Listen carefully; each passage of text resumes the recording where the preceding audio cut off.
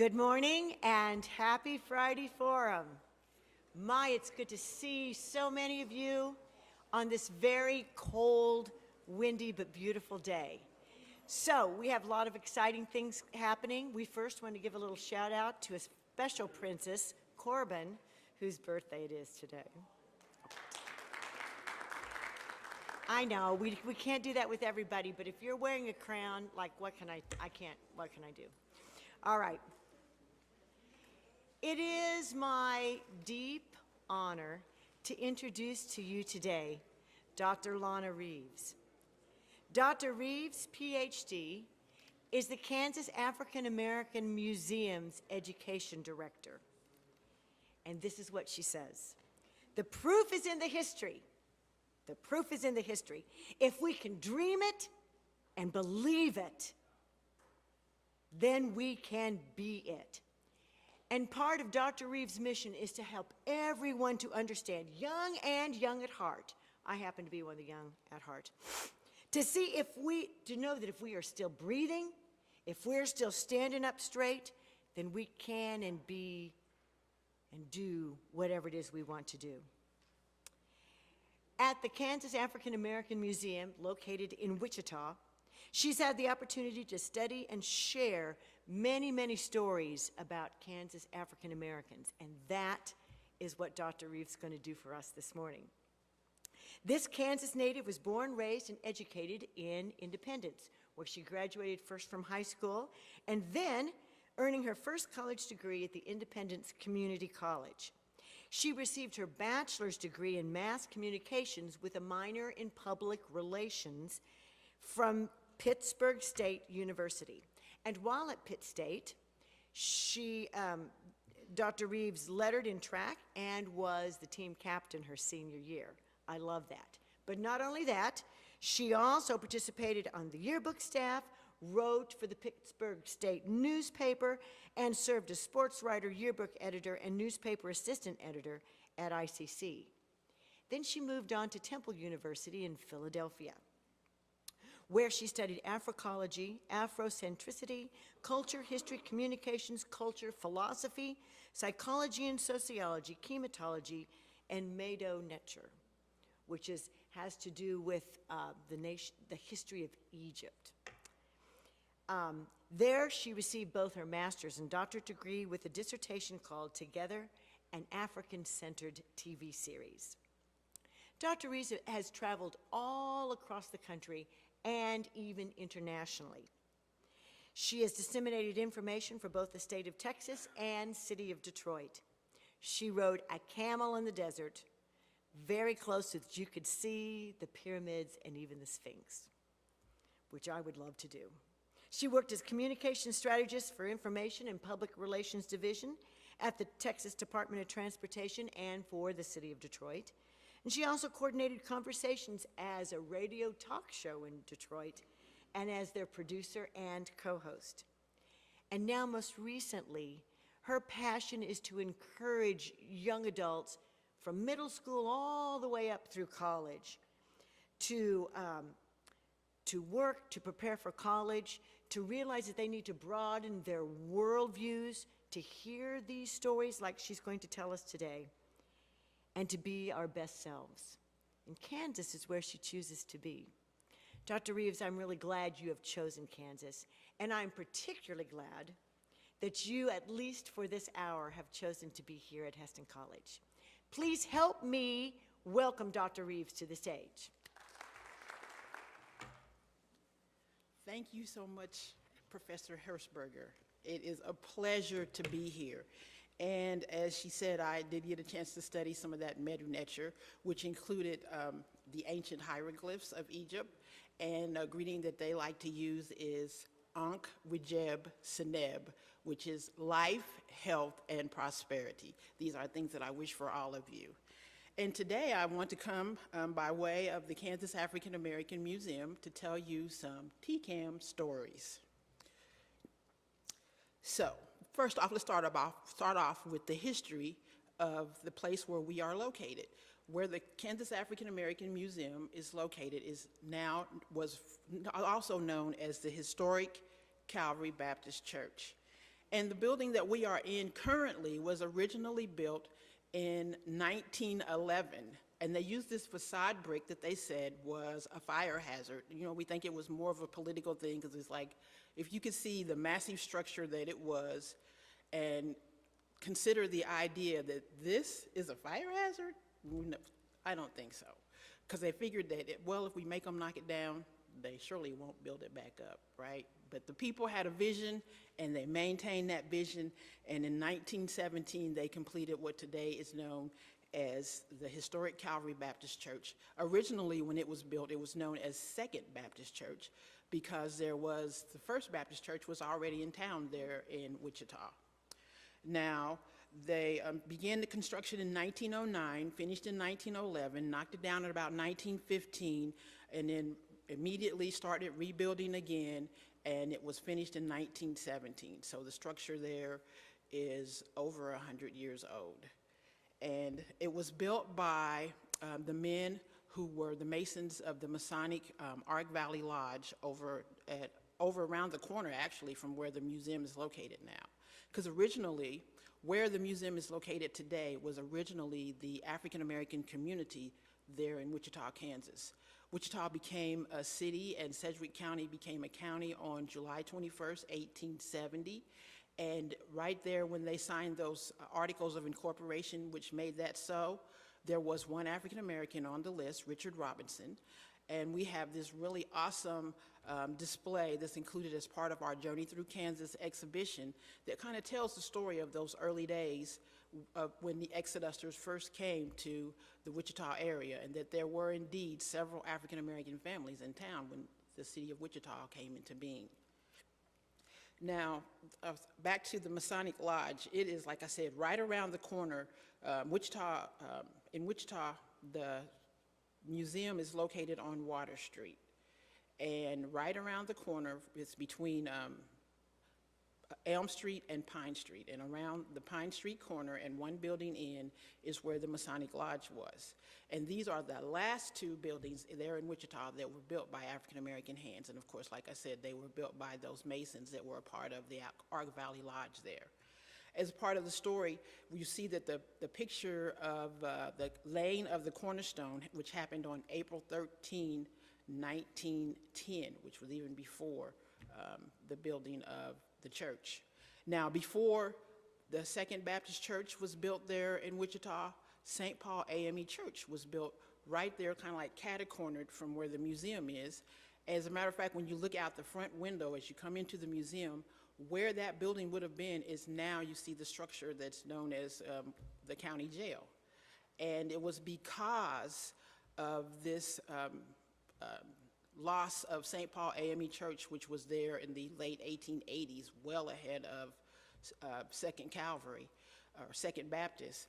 They were wanting to not have the same fate for Calvary Baptist Church. Because although they were forced to move up to the northeast quarter of Wichita, they wanted that church to remain standing because it had a lot of history. And probably something else that was really important to the lady who was the music director there was this awesome organ that was there, that was placed there at around 1920. And they couldn't take the organ with them, so she said, "You can't demolish my beautiful, lovely, awesome organ." So she got together with some of her friends and family and fought to have the building placed on the National Historic Registry for historic sites. And indeed, when that happened, it was a definite step in the right direction. And then the next thing that they did is to have a use for the building, and that was when they were known as the National Black Historic Society there in Wichita, Kansas, and that was its first incarnation as a museum. So, like I said, it was around 1878 when actually Second Baptist Church formed. It was just before St. Paul AME Church began to build this really incredible structure that they had as well. And then it was, like I said, they had this awesome revival there in 1913, which caused them to change their name. There were over 60, almost 70 people who were baptized that day, but thousands of people showed up to witness this baptism. They gathered at the church, and then they marched over to the Little Arkansas River and witnessed this baptism. And after this occurred, they said, you know, it's time for us to have a new name, and that's when they became known as Calvary Baptist Church. So, like I said, it's an amazing structure, and so in its further history, it was around, 1973, when it became the first National Historical Society, and then it was in 1998 when they changed their name to the Kansas African American Museum, and of course those letters, TCAM, is what we affectionately call the church these days. And of course, you know about the story of Kansas. Yes, indeed, there were African Americans in Kansas well before they were even in Wichita. And really, it was back in the earliest days of Kansas, before it was even a state, that the actual Civil War was fought here in Kansas, because it was a fight over whether this state would be a free state or whether it would hold black people enslaved in this state. And it was thanks to people like John Brown, which has this really amazing mural that showcases the fact that he was really a true champion of the African Americans and of the state of Kansas. He fought to have this a free state.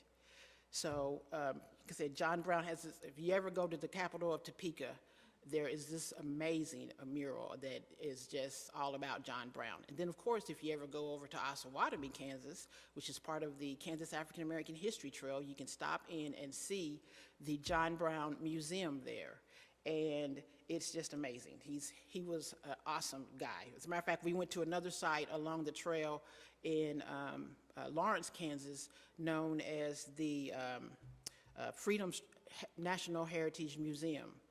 And we had the opportunity of hearing a John Brown impersonator. He strolled around our lunch area and spoke to us as if he were John Brown, answered questions as John Brown, and it was really a lot of fun that day.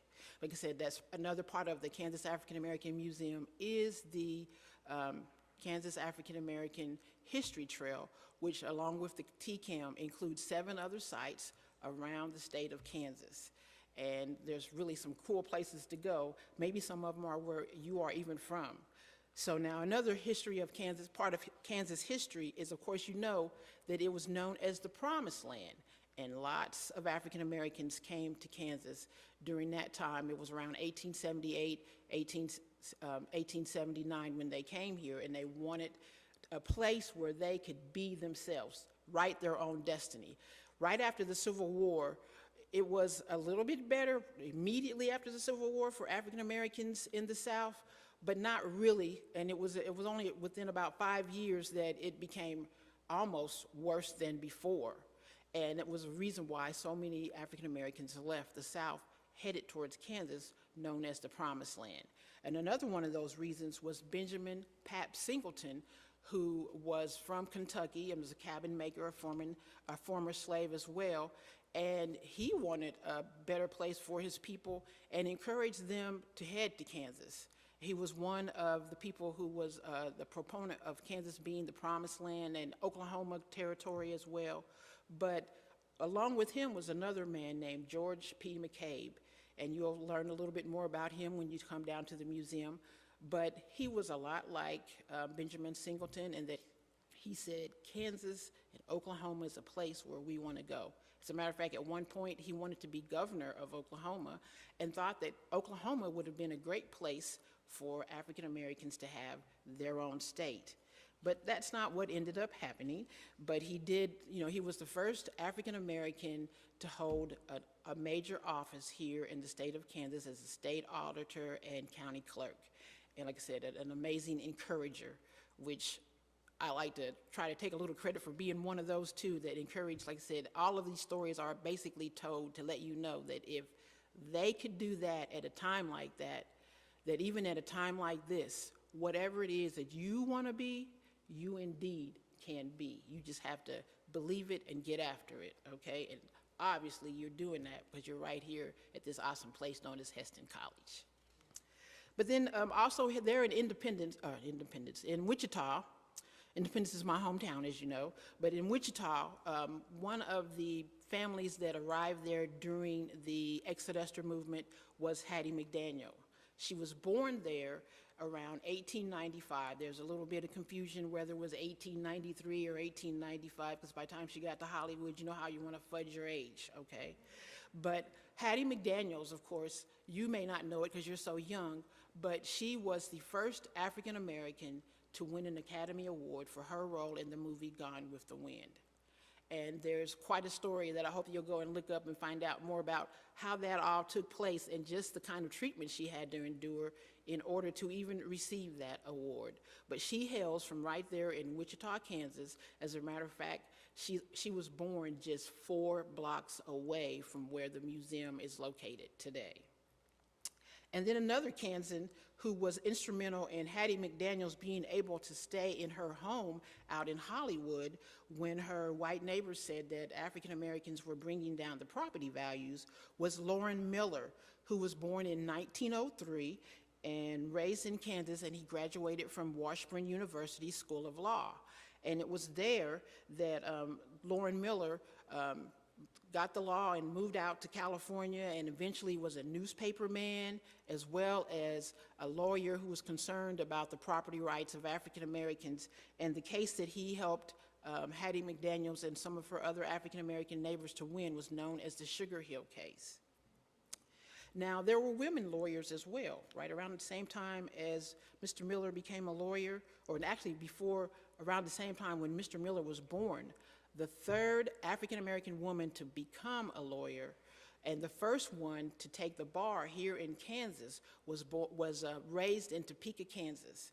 And she, like I said, her family came here as a part of the Exodus movement. She went back to law school in Tennessee, where they came from. And she was such an awesome student that another one of her accomplishments was she was one of the first African-American law professors, because they asked her to stay and teach the law, and she did so for a year before coming back to Kansas. Now, her story is that, like I said, she grew up in Topeka. They talk about her there in Topeka. She went to Topeka schools, just like we talk about Barry Sanders in Wichita, that he went to North High School. They tell those kinds of stories there in Topeka. But lady lawyers also tell stories about her as the person that they look up to as in what they call Ludi Little lawyer societies. And again, that's her name, Ludi Little or Ludi Lytle. There's some confusion as to how she exactly pronounced her name. But like I said, she was working as a newspaper compositionist, putting together the pages for the newspaper, when she realized that African Americans really did not have a toehold at all in the law. There was really no one to represent them, and too often they were clueless as to what was going on when it came to the law. And that's what determined her to go back to law school and get her degree, and later on, like I said, become the first African American to get the bar here in Kansas, and the first one to get the third one in the country, the third woman to get the to attain a law degree that was of African American heritage in the country. Now, she was even part of an early power couple in that she married another lawyer, and they moved out to New York and were among the charter members of the African American Bar Association. So, and again, her name is Ludi Little or Lytle. I think it's probably Lytle, but we were calling her Ludi Little for so long that it's hard to stop doing that. So I explained why I do it. And then we also have another family up around the Great Bend area who came to Kansas during the Exodus movement, and this is the Michaud family. And Oscar Michaud, some of you may know, is one of the earliest African-American filmmakers, and he was something of a hustler, and he really got after it.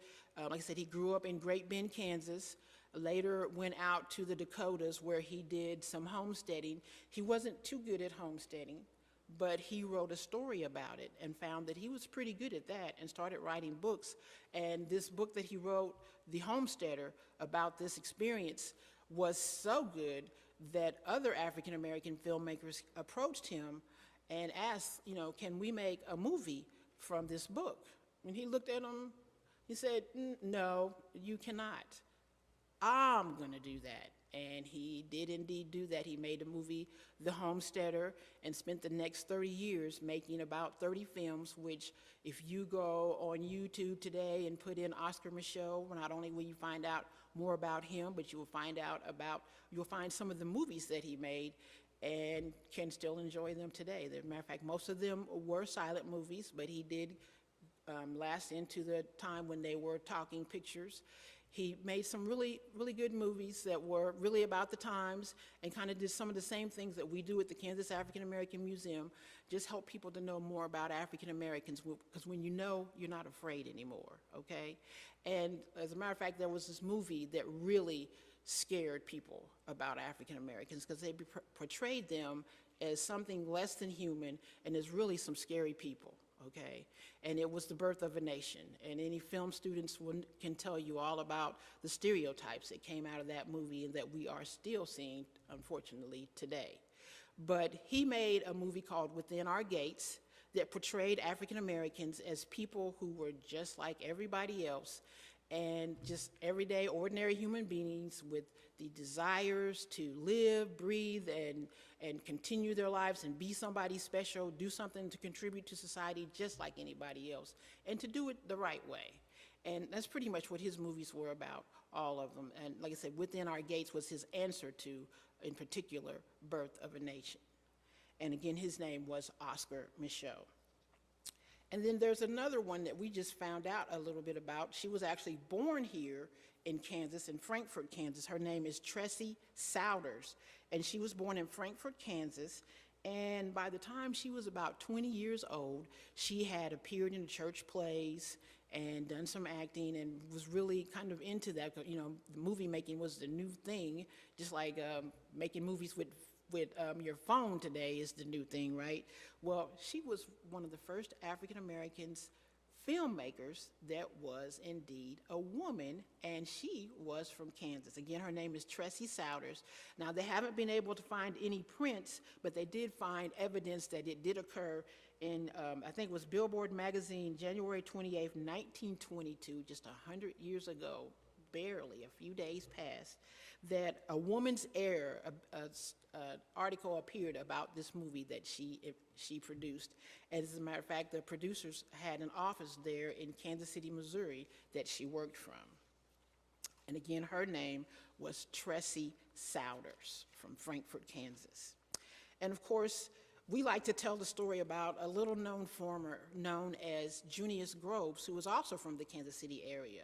He's comparable to George Washington Carver, who was actually born in Missouri, around Joplin, Missouri in 1864, so they're not sure exactly of his date of birth, but he came over to Kansas when he was about 13 years old to go to school. So even George Washington Carver has a Kansas connection as well. But you all know about him, so I'll tell you about somebody you don't know about, and that is Junius Groves. He later became known in his life as the Potato King, not of Kansas City area, not even of Kansas or the United States, but of the world.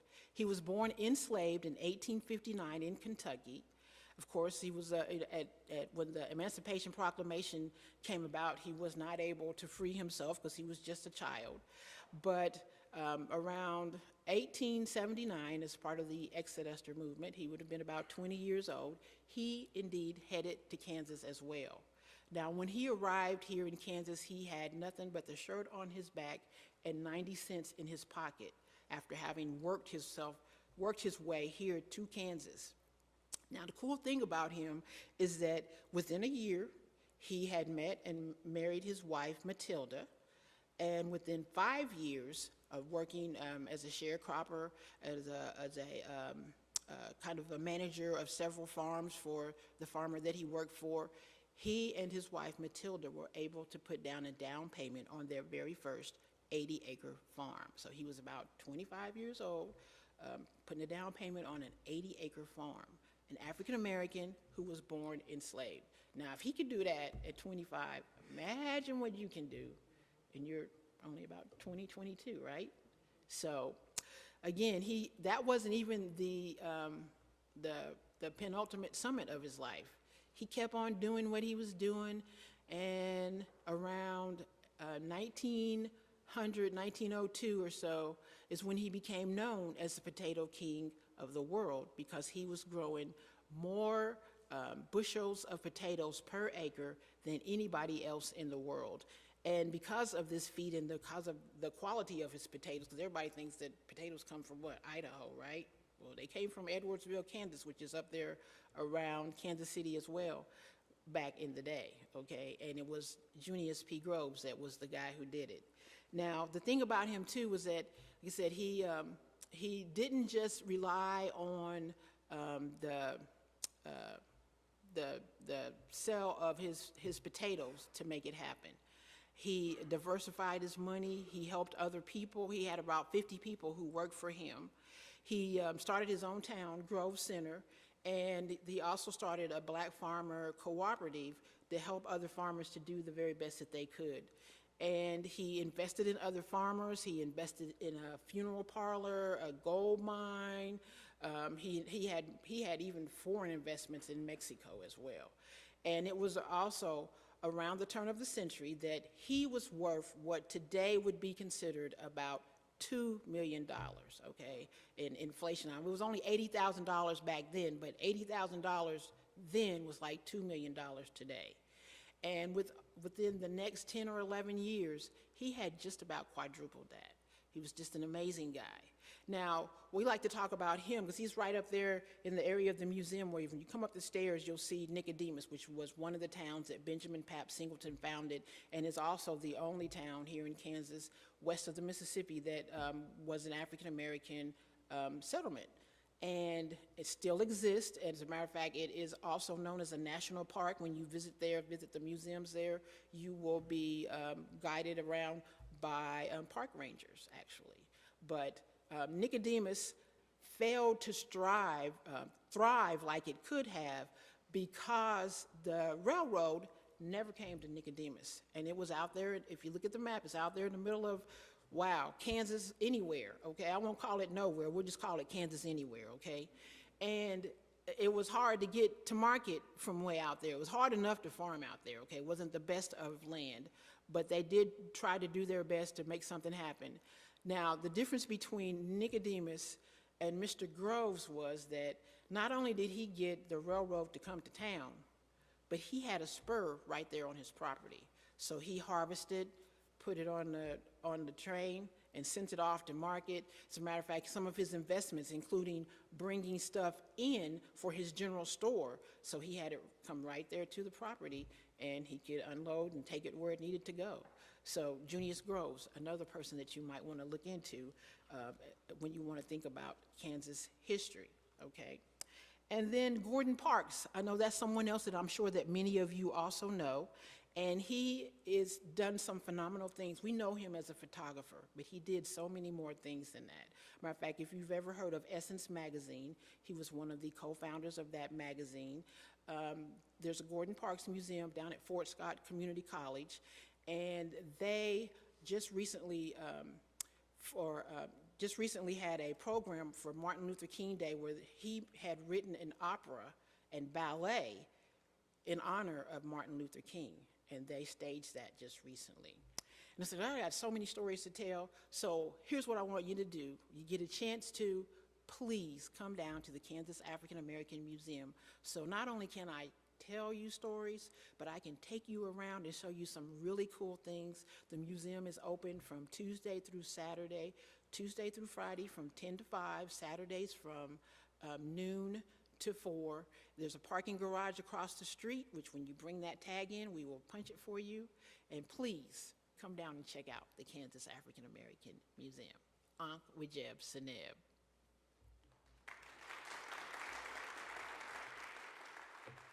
Thank you, Dr. Reeves. I learned so much today. Business persons, filmmakers, artists, teachers, lawyers and attorneys, thank you. And I have visited the museum a couple times. There's a lot more that we can learn. Again, thank you, Dr. Reeves. Thank you for your kind attention. Have a great weekend. You're excused from the front. Thank you.